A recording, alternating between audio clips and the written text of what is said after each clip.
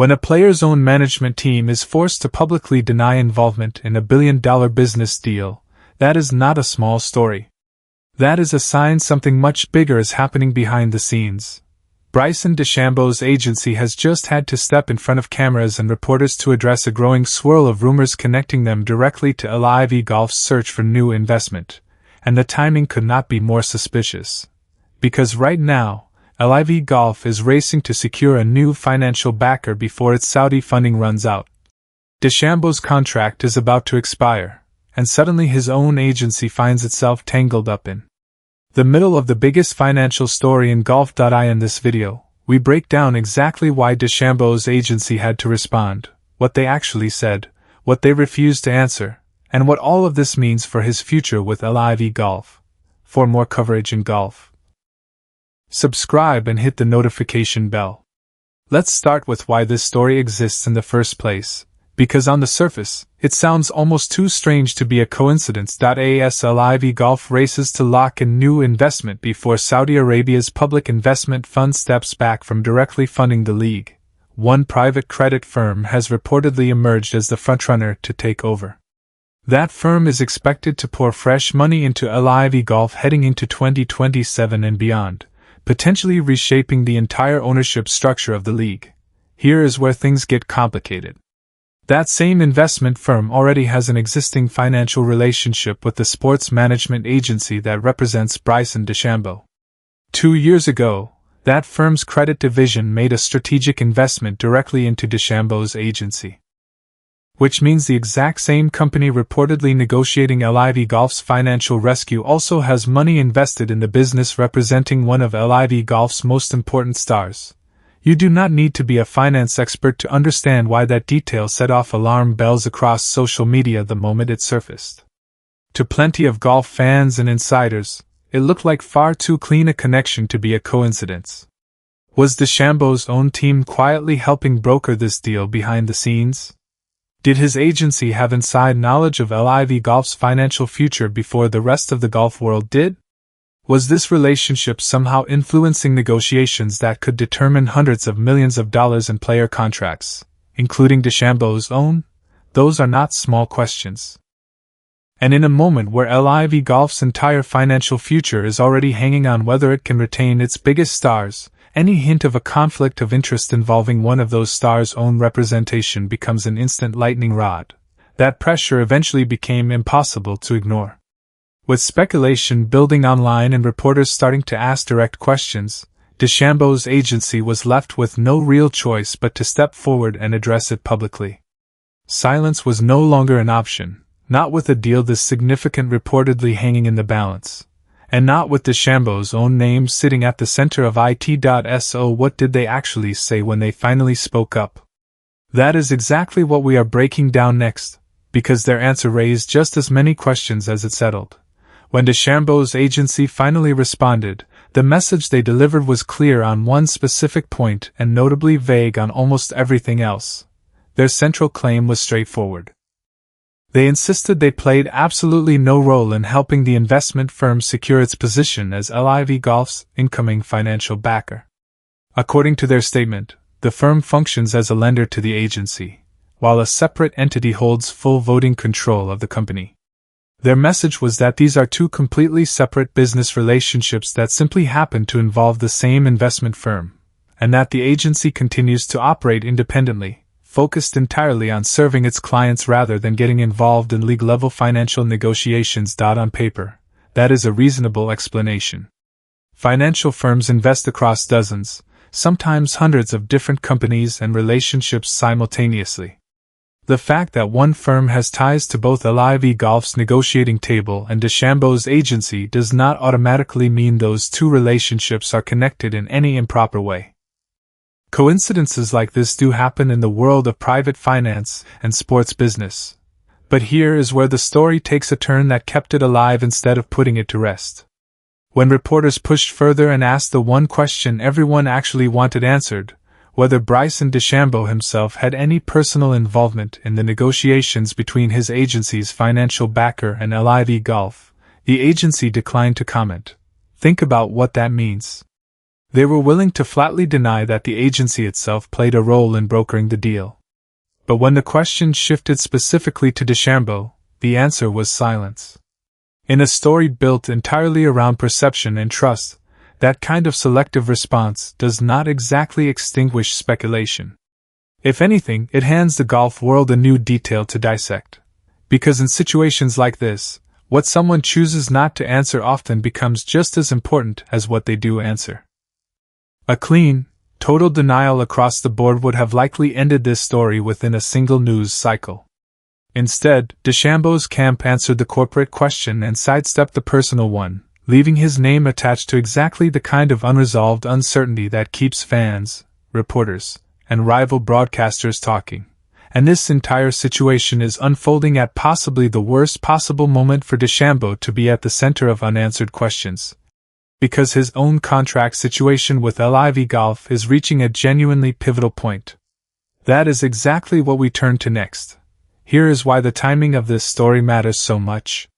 Bryson DeChambeau signed a 5-year deal with LIV Golf back when the league first launched, and that contract is now set to expire at the end of this season.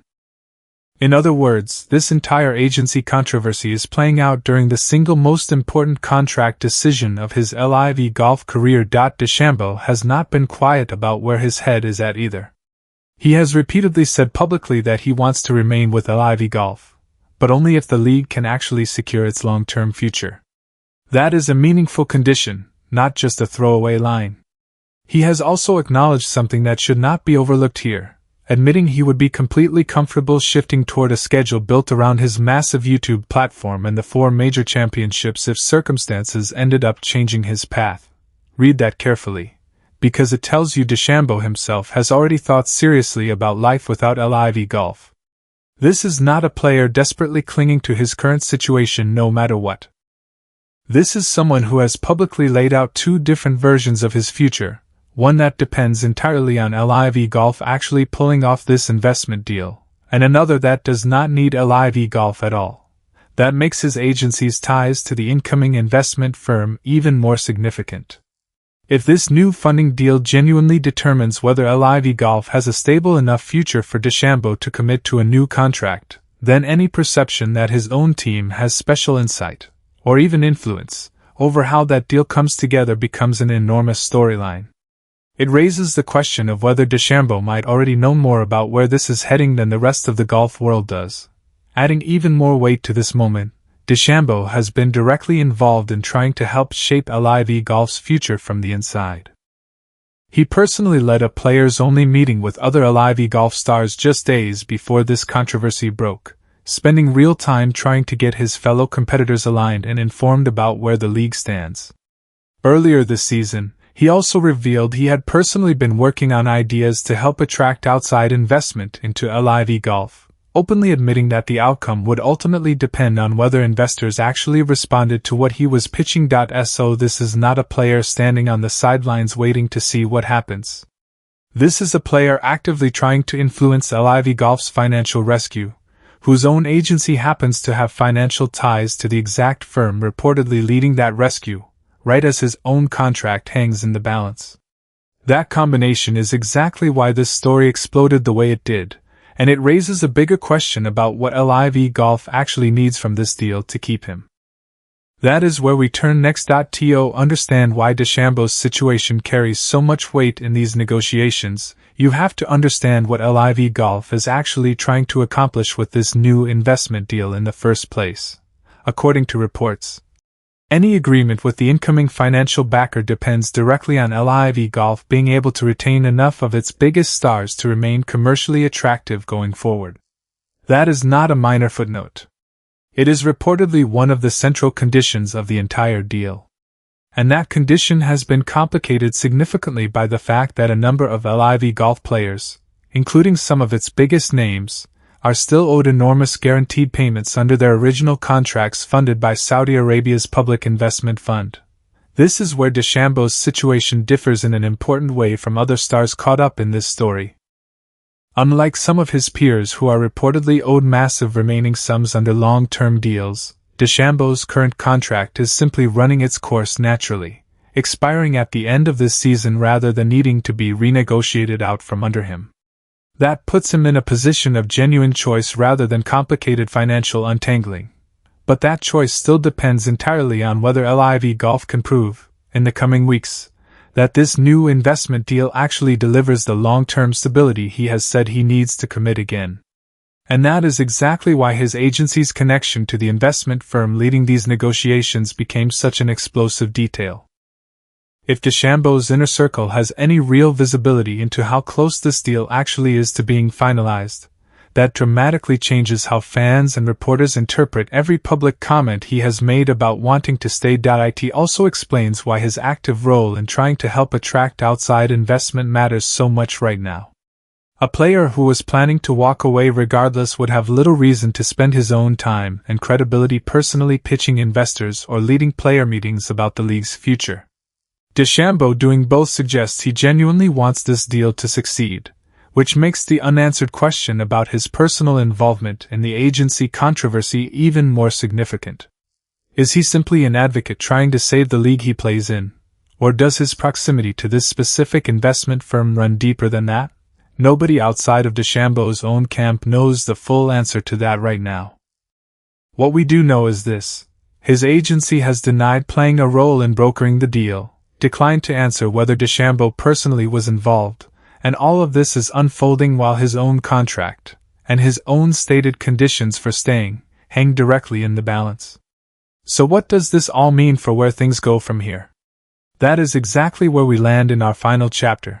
Step back and look at the full picture, because this story is about far more than one agency statement. LIV Golf is in the middle of the most consequential financial negotiation of its short history, trying to secure new investment before its Saudi backing steps away, while simultaneously needing to convince that new investor its biggest stars are actually staying. Bryson DeChambeau sits directly at the intersection of all of it, as a player whose contract is expiring, whose agency has real financial ties to the firm reportedly leading the rescue deal, and who has spent recent weeks personally trying to help attract that same investment.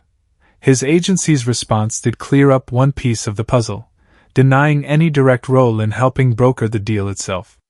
But by declining to answer whether DeChambeau personally had any involvement, they left the door wide open for speculation to continue, right at the exact moment his own future with the league remains genuinely undecided. What happens next likely depends on how quickly LIV Golf can actually finalize this investment agreement. Commissioner Scott O'Neill has said he hopes a deal can be completed by September, and if that timeline holds, DeChambeau may finally get the clarity he has said he needs before deciding whether to sign on for LIV Golf's next chapter. If it does not hold, or if new details emerge connecting his camp more directly to these negotiations, this story is unlikely to stay quiet for long. For now, DeChambeau has publicly laid out two very different paths for his future. One where LIV Golf secures its stability, and he continues as one of the league's most important stars. Another where he steps away entirely and builds a career centered on his massive YouTube platform and the 4 major championships. Which path he ends up taking may depend less on golf itself, and more on exactly how this investment deal, and his agency's role in it, ultimately plays out. One thing is certain. Bryson DeChambeau's camp being forced to publicly address these rumors tells you this story is far from settled, and with his contract clock ticking down toward the end of the season, the golf world will be watching every next move extremely closely. For more coverage in golf, subscribe and hit the notification bell.